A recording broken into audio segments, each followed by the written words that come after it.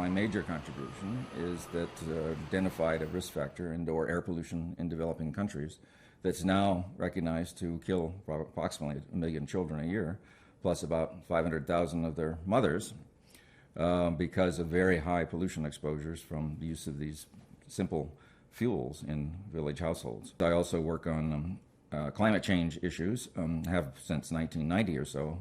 But my interest is the conjunction of these two issues. That is, you can improve the lives of these women and children, at the same time reduce greenhouse emissions, which we call now co-benefits. To me, the biggest single advantage, if you will, of climate change coming onto the world stage is that now I can argue the global village on top of the table.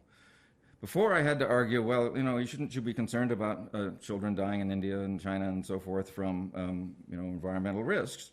And people, of course, have a humanitarian concern, but it doesn't go all that far in terms of spending money or maintaining a focus on it. There's an article in the New York Times, and then it's gone for 5 years. But climate change, since a greenhouse gas anywhere is a greenhouse gas everywhere, we do have a stake in what happens, clearly have a stake in what happens in Indian villages. One way of funding these improved stow programs is to tap the international carbon market. People through carbon offsets can get paid to reduce carbon emissions in one country, and somebody in another country will pay.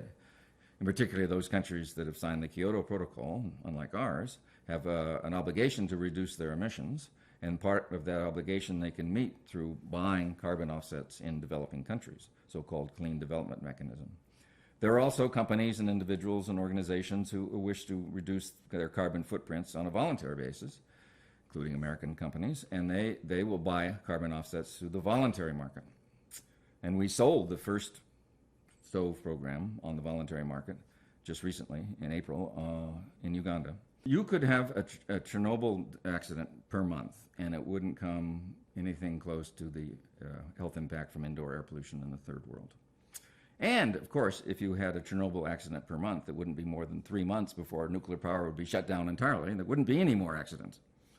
But that's not the case, day in, day out, because they're hidden, in rural areas of the third world. I mean, this doesn't reach that level of attention. What I'd like to see in the national and international health funding is to identify the major health burdens in the world, but then design the funding so that the best new scientific methods and tools could be applied to that problem.